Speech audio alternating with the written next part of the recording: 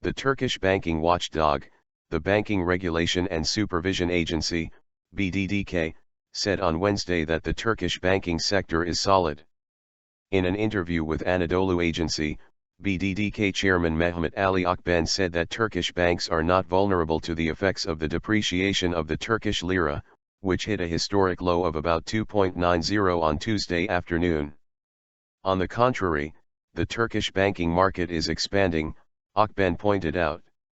Some small banks in Turkey want to grow by making domestic acquisitions, Akben said.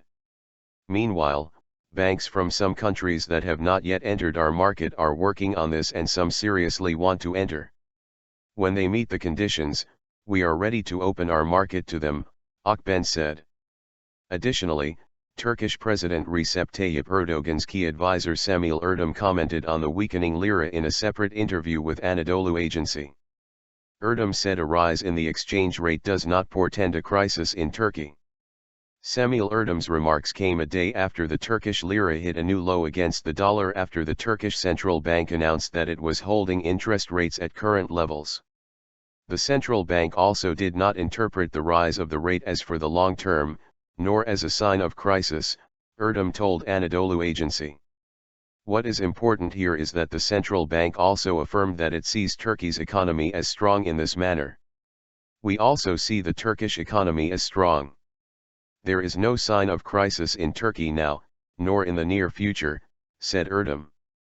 The currency fell to a historic low of about 2.90 against the dollar after the central bank's rate decision on Tuesday. The Turkish lira has slid to a series of record lows against the dollar in the past week after coalition talks between the country's main parties ended without an agreement.